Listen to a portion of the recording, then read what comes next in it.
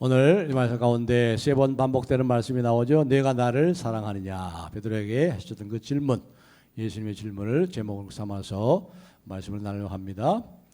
지난 시간에는 참으로 실패하고 철저하게 실패했죠. 철저하게 망가지고 회복의 가능성이 없이 자기 스스로도 그것을 알고 자포자기하고 나는 물고기 잡으러 가야지, 고기나 잡으러 가야지 하고 완전히 절망 가운데 있는 이 베드로 그리고 7 제자들, 그 중에 베드로에게 세 번째로 부활하시는 세 번째로 찾아오셔서 베드로를 회복시키는, 다시 기회를 주시고 다시 일으키시는 주님의 사랑과 용서의 능력에 대해서 우리가 생각했습니다. 오늘은 거기에 이어서 베드로를 주님의 제자로, 주님의 사도로 다시 세운 그 원천이 무엇인가? 베드로가 주님의 모든 것 되는 주님의 양들, 주님의 백성들을 치고 먹이는 이 지고지대한 사명을 감당할 수 있도록 했던 그 원천이 무엇인가 하는 것을 지난 시간에 이어서 좀 더 구체적으로 말씀을 나누려고 합니다. 그래서 예수님의 그 질문 속에 그 답이 있는 것을 우리가 알기에, 그래서 오늘 제목을 내가 나를 사랑하느냐, 그렇게 제목을 잡아봤습니다. 내가 나를 사랑하느냐, 예수님께서 베드로에게 3번을 질문했죠. 3번을. 베드로가 3번 예수님을 부인하고 나중에는 저주한 것을 회고시키면서 회상시키면서 철저하게 자기가 실패자인 것을 깨닫게 하시고 인정하게 하시고, 그리고 다시 세우시는 주님의 정말 의미심장한 그 질문이 거기 담겨 있는 거죠. 그런데 우리가 지난 시간에도, 지난 주일에도 제가 말씀을 드렸죠. 내가 나를 사랑하느냐 3번의 이 질문 가운데 2번의 질문은 헬라어 성경에 보면은 아가페라는 단어를 써서 아가파오, 아가파스메, 내가 나를 아가페의 사랑으로 사랑하느냐. 아가페의 사랑은 하나님의 사랑을 말하는 거죠. 그럼에도 불구하고도의 사랑, 조건 없는 사랑, 무조건적인 사랑, 우리의 상황과 상관없이 우리가 어떠한 존재인지, 우리가 뭐 사랑을 받을 만한 자격이 있는지 사랑스럽기 때문에가 아니고 아무 자격 없이 조건 없이 거저주시는 하나님의 사랑을 얘기할 때 바로 이 아가페의 사랑이라고 그러죠. 그래서 아가페의 사랑으로 내가 나를 사랑하느냐 이렇게 물었어요. 2번을. 그리고 마지막 3번째는 이제 필레오의 사랑, 그러니까 친구의 사랑이죠. 네가 이 친구의 우정의 사랑 정도는 나에게 있느냐, 그렇게 물었습니다. 그런데 우리가 이 아가페 사랑으로 사랑을 내가 나를 사랑하느냐 이 질문과 이 2가지의 질문과 마지막 3번째 질문, 네가 네 친구의 사랑, 이 필레오의 사랑, 이 우정의 사랑조차 나에게 있느냐 이렇게 물으시는데, 거기에 대해서 어떤 특별한 의미가 있는 건 아니에요. 그러면 그 사랑이 어떤 그러한 차이가 있는 것이 아닙니다. 그 얘기를 하려고 하는 것이 아니고, 많은 학자들이 동일하게 생각하기를 한 가지의 의미를 전하는 데 있어서 이제 사도 요한이 또 성경의 저자들은 문학적인 기법을 사용해 가지고 한 가지의 뜻을 전하면서도 다른 단어를 사용한다는 거지요. 우리도 마찬가지예요. 우리도 이게 좀 이렇게 이 언어를 잘 다루는 사람들, 문학에 좀 소질이 있는 사람들, 이런 사람들이 얘기를 할 때 보면은 똑같은 단어를 반복하지 않아요. 똑같은 단어를 반복하면 좀 실증이 나잖아요. 듣는 사람이 그렇죠. 그렇기 때문에 똑같은 뜻을 얘기하면서도 다른 단어를 써요. 써서 그렇게 해요. 오늘 요한복음에도 또 그런 것을 우리가 발견할 수 있죠. 어떤 것이 있습니까? 내 양을 치라. 그리고 또 뭐라고 그랬어요? 내 양을 먹이라. 다른 뜻이, 다른 단어예요. 근데 뜻은 같아요. 먹이는 것이나 치는 것이나 똑같은 뜻이에요.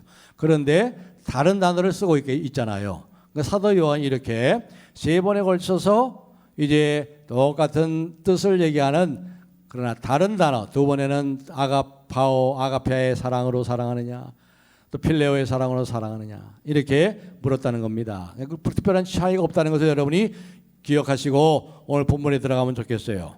중요한 여기 예수님의 질문의 초점이 뭐냐면 15절에 나와 있어요. 15절. 여기 보면 우리가 중요한 초점을 예수님께서 베드로에게 질문하신 내가 나를 사랑하느냐, 그 초점이 거기에 분명히 나와 있습니다. 15절을 우리 다 같이 한번 읽어보겠습니다. 시작. 그들이 저번 먹은 후에 예수께서 시몬 베드로에게 이르시되 요한의 아들 시몬아 네가 이 사람들보다 나를 더 사랑하느냐 하시니 이르되 주님 그러하나이다. 내가 주님을 사랑하는 줄 주님께서 아시나이다. 이르시되 내 어린 양을 먹이라 하시고. 아멘. 여기 보면요 예수님의 질문 가운데 이 첫 번째 질문이 15절에는 다른 두 번째 질문하고 세 번째 질문하고 다르죠. 다른 두 번째 질문, 세 번째 질문에는 뭐라고 그랬어요? 네가 나를 사랑하느냐 이렇게 물었어요 그냥. 그런데 15절에는 뭐라고 그랬어요? 내가 이 사람들보다 나를 더 사랑하느냐 그렇게 물었거든요. 그런데 거기 성경을 잘 보시면 여러분 성경에 있는지 모르겠습니다만은 관전 성경이라든가 좀 이런 성경에 보시면 이 사람들보다라는 속에 보면은 이 숫자가 써 있어요. 2번이라고 써 있죠. 2번이라는 숫자를 보면은 그 성경 맨 아래 그 나누어지에 뭐라고 되어 있나요? 것들보다. 그러니까 다른 말로 하면 뭐예요? 내가 이 사람들보다 나를 더 사랑하느냐? 그렇게 번역도 할 수 있고 내가 이 모든 것들보다 나를 더 사랑하느냐? 이게 다 포함되는 거예요. 그러니까 이렇게 말씀할 수 있죠. 이 모든 것들이 뭐예요? 이 모든 것들보다 나를 더 사랑하느냐? 이 모든 것이 뭐예요? 배 안에 배, 고깃배. 너희 전부라고 할 수 있는, 너희 전 재산을 할 수 있는 그 지금까지 네가 그렇게 애지중지했던 그 고깃배, 그리고 고기 잡는 여러 가지 도구들, 그물이라든가 여러 가지 도구들, 너희 생계유지의 모든 수단들, 그런 것들보다 너 나를 더 사랑하고 나를 귀히 여기느냐? 그런 질문이고, 또 하나의 질문 뭐예요?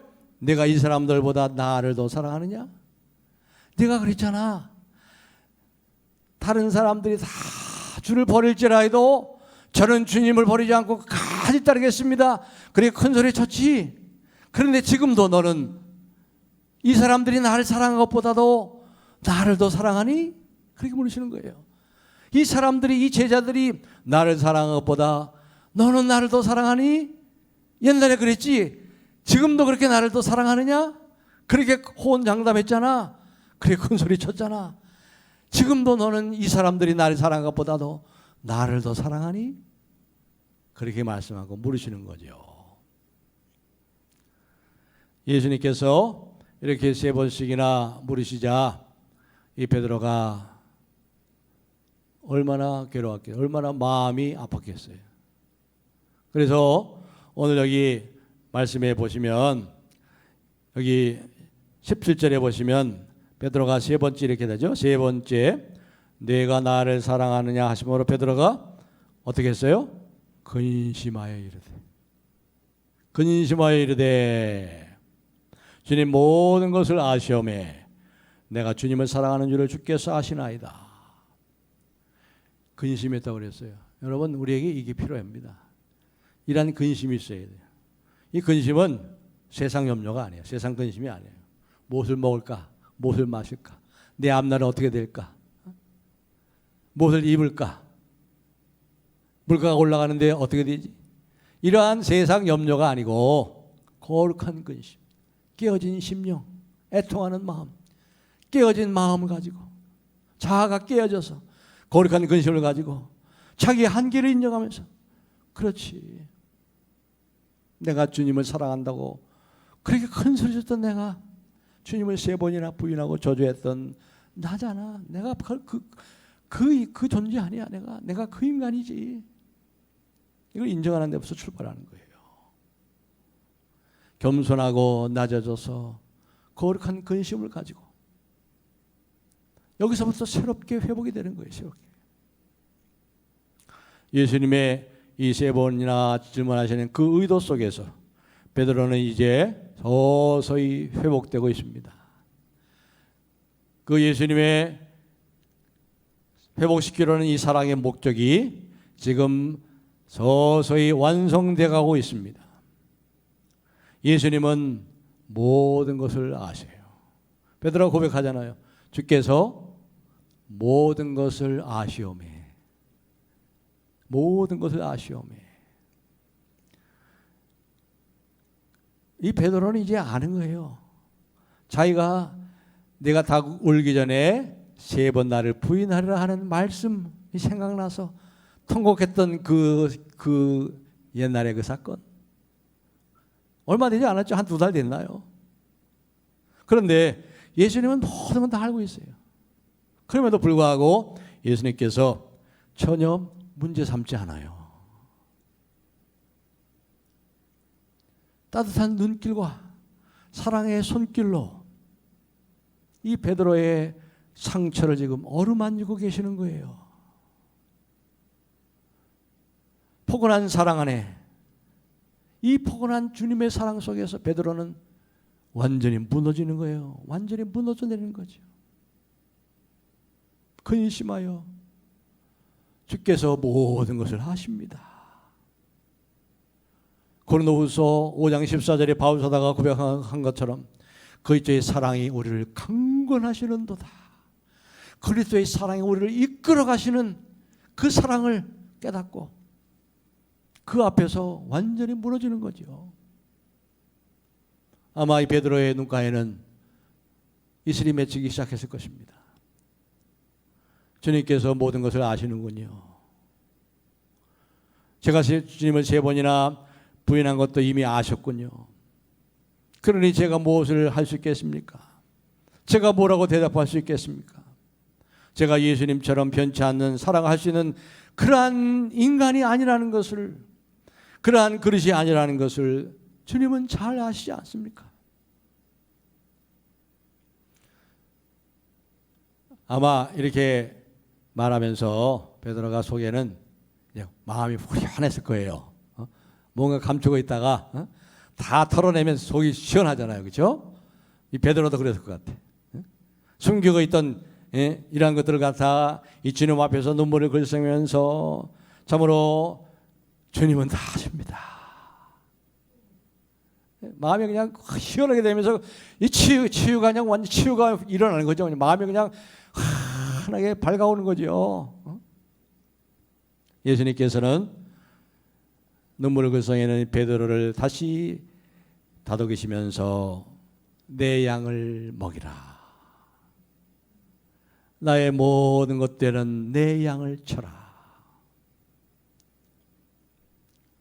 베드로를 제자로, 이 사도로 회복시키고 하나님 모든 것들은 하나님의 핏값으로 하나님의 생명을 바쳐서 한 하나님의 백성들을 맡기는 거예요. 위임하는 위임식이 거행되는 거예요. 다시 위임식이 거행되고 있어요. 이제 베드로에게는 이 주님의 말씀이 부담스럽지 않습니다. 치유를 이제 경험합니다. 시몬아, 여기 베드로라고 안 그랬어요. 베드로가 뭐 예수님이 베드로가 무슨 뜻이요? 페트라, 반석의 반석. 반석이 아니에요. 반석이 아니에요. 요한의 아들 시몬아, 내가 너를 다 안다.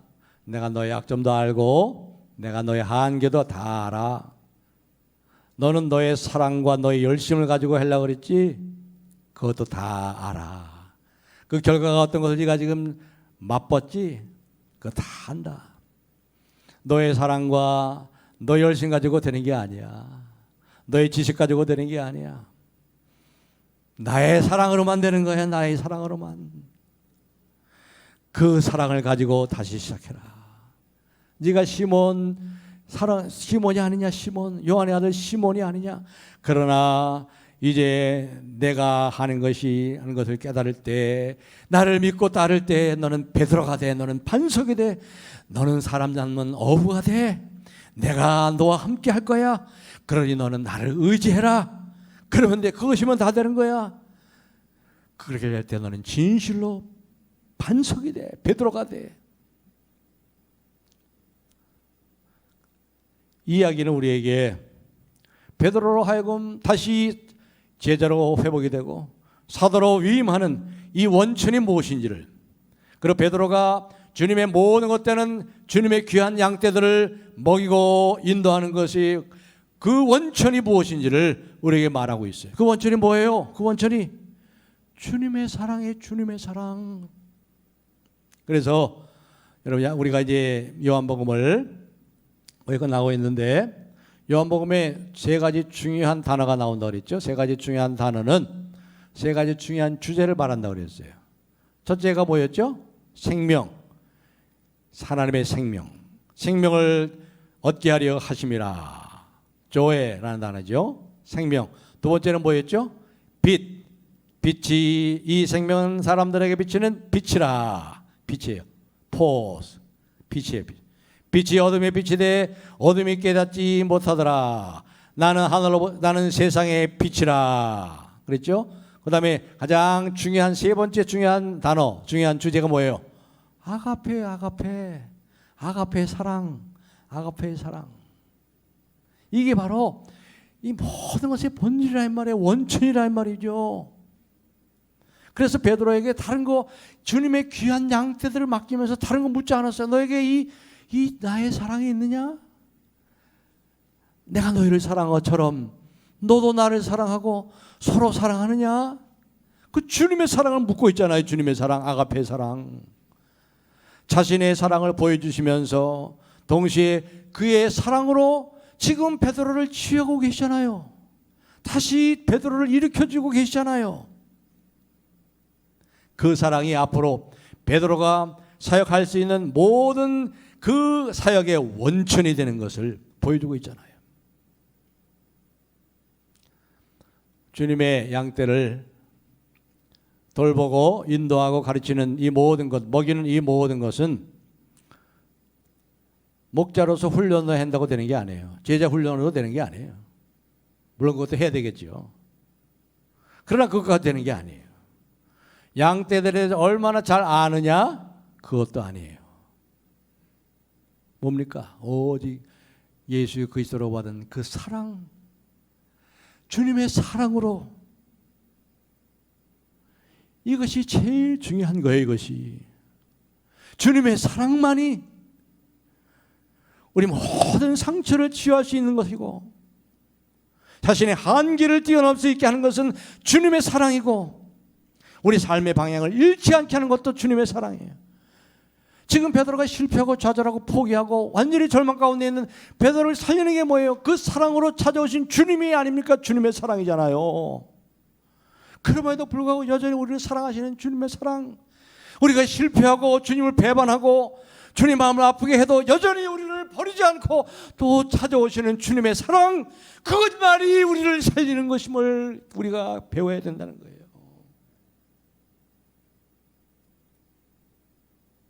그런데 주님이 그렇게 우리를 사랑하시니 된 거예요.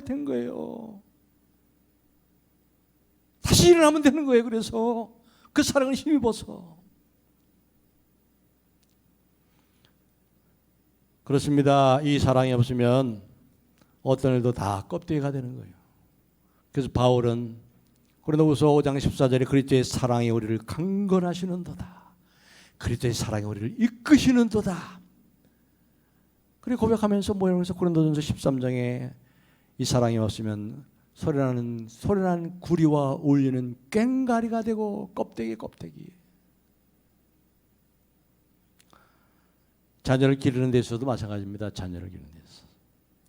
유아세례를 하거나 이럴 때 제가 우리 부모님들에게 부탁하는 말씀 가운데 이런 말씀을 가끔 합니다. 여러분이 지금 이 유아세례를 받는 갓난 아이에게 줄 수 있는 가장 큰 선물은 여러분 두 사람이 남편과 아내로 서로 사랑하는 거예요. 서로 사랑하는 모습을 이 자녀에게 보여주는 거예요. 이게 자녀에게 줄 수 있는 최고의 선물이에요. 부모가 저렇게, 아빠 엄마가 저렇게 사랑하는구나 하는 것을 보면서 이 아이가 사랑을 경험하고 느끼고 사랑을 배우는 거예요. 그런데 현실은 어떻습니까? 정말 그렇게 사랑으로 자녀를 키우고 그런 부모님들이 얼마나 많이 있습니까? 사랑하는 일에 신실하지 못한 부모님들이 없지 않아 있어요. 그래서 사랑이 부족해서 생긴 공간을, 그 공백을 뭔가 다른 것으로 메꾸려고 그래요. 뭔가 돈으로 메꾸려고 그러고 장난감으로 메꾸려고 그러고. 산더미 같은 장난감 속에 아이들이 파묻혀가지고 그러면서도 사랑에 허덕이고 있는 자녀들이 얼마나 많은지 몰라요.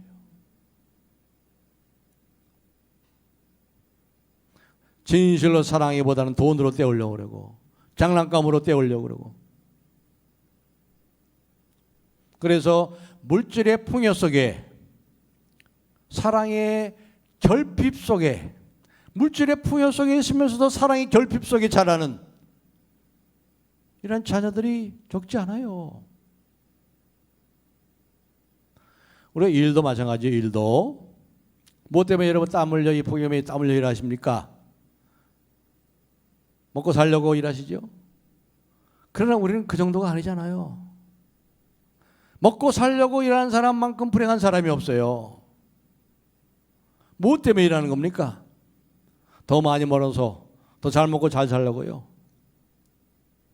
그러나 여러분, 얼마나 벌면 잘 먹고 잘 살겠습니까? 얼마나 잘 살아야 이만하면 내가 충분하다고 여러분 말씀하시겠습니까? 많이 벌어서 잘 먹고 잘 살면 그것으로 전부인가요? 그 이상은 없나요?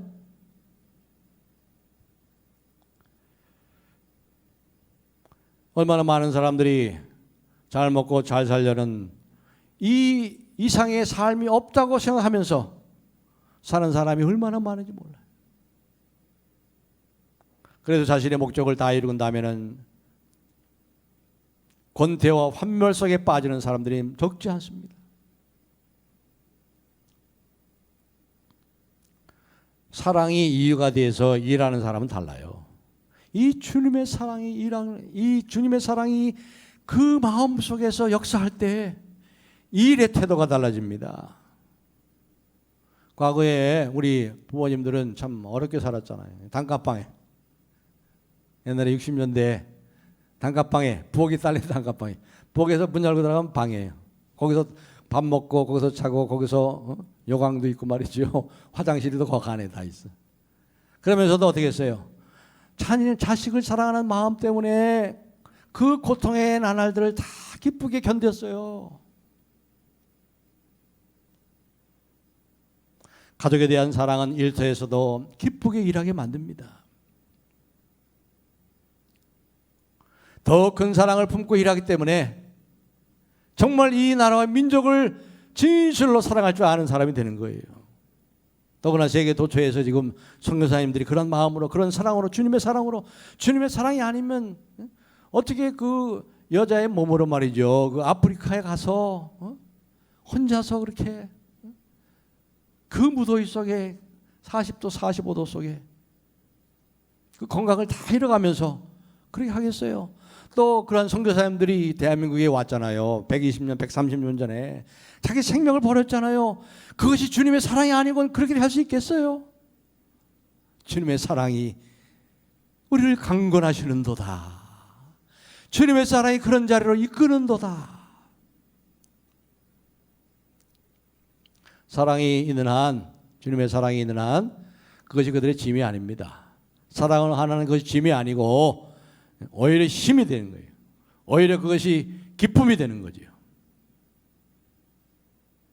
그런데 우리가 지금까지 살펴봤던 요한복음 전체의 주제의 가장 중요한 아가페 사랑. 내가 너희를 사랑한 것처럼 너희도 서로 사랑하라.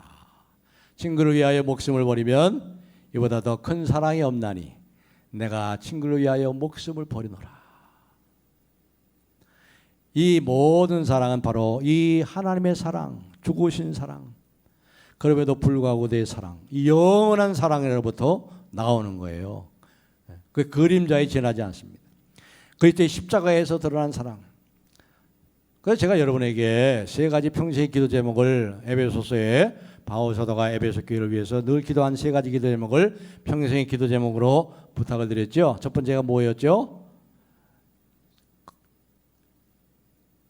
너희 속 사람을 성령의 능력으로 강건하게 하옵시며, 세상이 휘몰아치고 세상 풍파 속에서도 우리의 속 사람이 성령의 능력으로 강건하게 하옵시고, 두 번째는 뭐예요?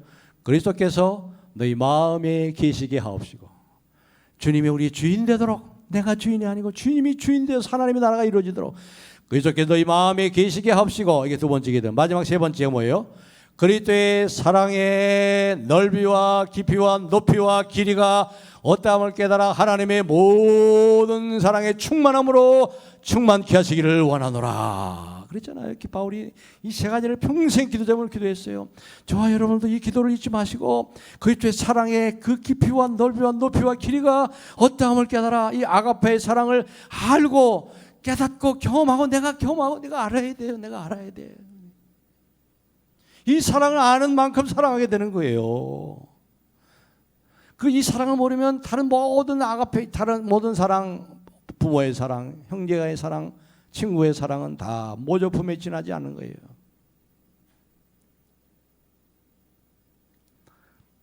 제가 말씀드렸죠. 주님의 사랑은 얼마나 놀라운지. 주님의 사랑은 여러분을 더 사랑하지 않아요. 주님의 사랑은 여러분을 더 사랑할 수 없을 정도로 사랑하시기 때문에 어떻게 해서든지 여러분이 주님이 나를 더 사랑하게 해야 되겠다? 천만에 그렇게 못해요. 그렇게 한다고 해서 우리 주님은 우리를 더 사랑하는 게 아니에요. 왜요? 주님은 우리를 더할 수 없는 지극한 사랑으로 사랑하시기 때문에 주님 우리를 더 사랑하게 만들 수 없어요. 십자가의 사랑을 보여주잖아요. 그리고 주님을 덜 사랑하게 만들 수도 없어요. 여러분이 아무리 주님 마음을 아프게 하고 죄를 짓게 해도 주님은 여러분을 덜 사랑하지 않아요. 변함없는 그 사랑으로 사랑하는 그 사랑이 주님의 사랑, 하나님의 사랑 앞에 사랑이라 이거예요. 이걸 알아야지. 이걸 알면 그 사랑 안에 그 앞에 꼬꾸라지는 거예요. 그 사랑 앞에 꼬꾸라져 눈물 흘리며 통곡하는 거지요. 여러분 그런 경험이 있으세요? 주님의 십자가의 사랑 앞에 꼬꾸라져 가지고 통곡해 본 적이 있으세요?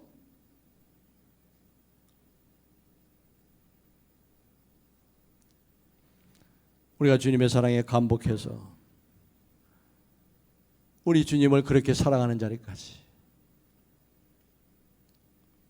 자라나도록 해야 되는 것입니다.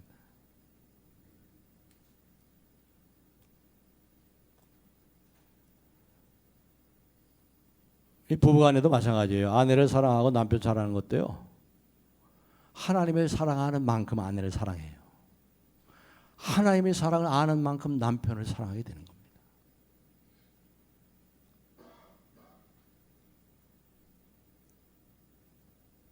여러분이 자녀들에 대한 사랑이 온전해지기를 바라십니까? 순도 100%의 사랑에 비춰서 여러분이 자녀에 대한 사랑 한번 생각해 보세요. 자녀에 대한 나의 사랑이 내 욕심으로 변질되는 그런 것은 없는지, 자식을 통해서 보상받기 위해서 자식을 사랑하는 건 없는지, 여러분이 배우자를 온전히 사랑하기를 원하십니까? 그렇다면 남편과 아내는 하나님의 사랑을 먼저 구하세요. 그리스도의 사랑의 넓이와 깊이와 높이와 길이가 어떠함을 깨달아 알게 하시고 그 하나님의 충만한 사랑으로 충만케 해 주옵소서. 이 기도를 좀 하셔야 돼요.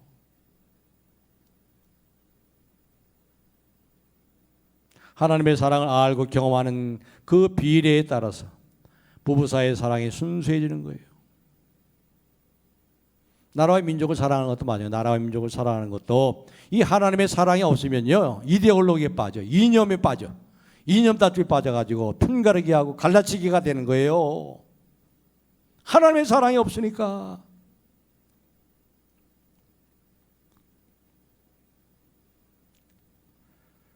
하나님의 사랑을 경험하고 일하게 되면요 살기 위해서 일했던 사람이 하나님의 영광을 위해서 일하고 하나님 나라를 위해서 일하게 되는 거예요. 일하는 동기가 달라지고 일하는 태도가 달라집니다. 일하는 목표가 달라집니다. 모든 것이 이렇다면 교회에서 우리가 일하는 것도 마찬가지죠. 교회에서 사역하는 것도 그렇습니다. 목사는 뭐 말할 것도 없죠. 이 목사에게 직접적으로 오늘 말씀하는 거 아니에요. 내 양을 치라. 네가 나를 사랑하느냐? 내 양을 치라. 성가대어로 일하든지 아니면 교사로 일하시든지 아니면 작은 목자로 섬기시든지 다 그렇습니다. 교회를 섬기는 일에 하나님의 사랑이 동기가 되지 않고는 진짜 사역이 이루어지지 않아요. 하나님께 받은 그 사랑 때문에, 갚아도 갚을 길이 없는 사랑 때문에 이 몸 바칩니다. 이 물질 바칩니다. 내 정성을 바칩니다. 내 손과 발을 드립니다. 사랑 때문에 기꺼이 자원해서 희생을 마다하지 않고 기쁨으로 감사한 마음으로 일하게 되는 거지요. 그렇게 일하는 사람에게 사랑의 빛이 발산이 되는 거예요. 그 사랑의 기운이 전염이 돼요. 짜증하면 내면서 일하는 사람에게는 짜증이 전염되고, 분노하면서 일하는 사람에게는 분노가 전염되지만, 이렇게 주님의 사랑으로 하는 사람은 이 사랑이, 주님의 사랑이 전파돼 가지고요, 그 분위기가 달라져요. 그렇기 때문에 오늘 베드로에게 예수님께서 하신 질문을 여러분 스스로에게 좀 해볼 필요가 있습니다. 네가 이 사람들보다 나를 더 사랑하느냐? 그렇지 않다면 먼저 주님 앞에 무릎을 꿇고 근심하시면서 이 주님의 사랑을 먼저 회복하셔야 되는 거예요. 내가 얼마나 받은 사랑이 얼마나 큰지를, 내가 얼마나 사랑을 받고 살고 있는지를 아셔야지.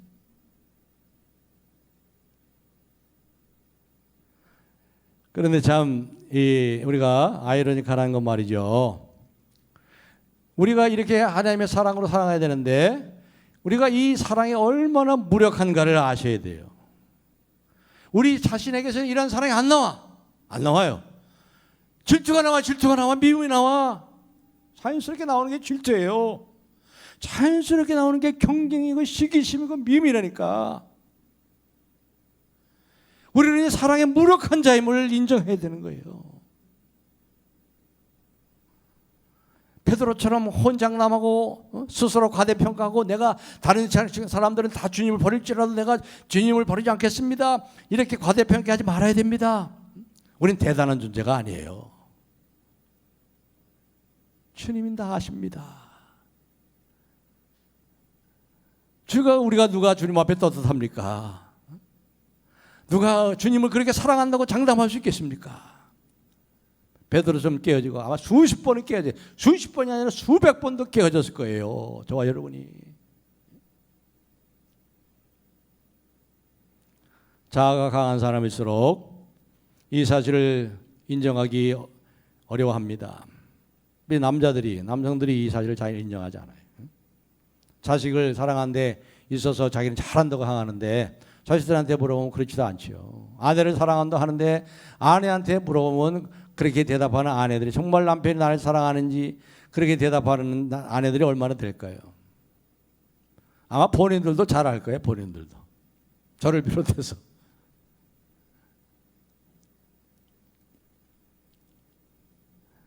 약한 자여 그대의 이름은 남자로다.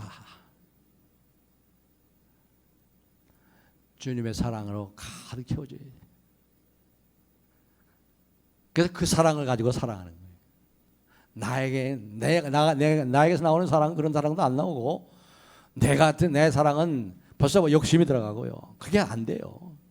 그러니까 주님의 사랑, 아가페의 사랑, 그 주님의 십자가의 사랑을 알고 깨닫고 경험할 때 우리가 그 사랑으로 사랑하는 그 단계에 들어가게 돼요. 사랑이 제일 중요한데 우리에게 이 사랑이 없으니, 이 사랑에 무능하니 얼마나 참 답답합니까? 그렇기 때문에 우리가 이것을 인정하고 여기서 철저하게 우리가 베드로처럼 주님 앞에 무너지고 깨어진 심령이 될 때, 그때 희망이 생겨서 주님을 붙잡게 되고, 주님의 사랑, 주여 그리스도의 사랑으로, 주님의 사랑으로 저를 충만케 하옵소서, 그렇게 부르짖고 그렇게 기도하는 거예요. 자신의 이 사랑에 무력하고 무능한 존재임을 인정하고 그때 능력을 구하는 것만이 유일한 해결책이 되는 거예요.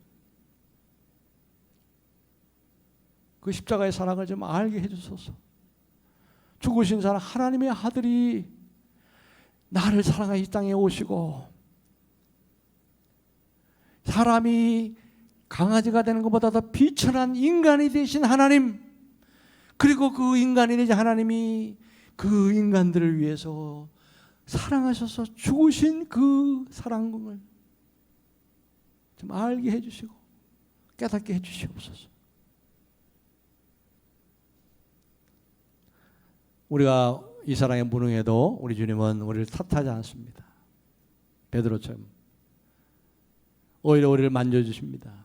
사랑을 부어주십니다. 겸손히 인정하고 예수님 앞에 우리가 무릎을 꿇을 때 우리의 부족함을 우리 주님이 채워주시는 거예요. 주님이 위로부터 내려와요. 위로부터 빛들의 아버지께로부터 내려오는 거예요.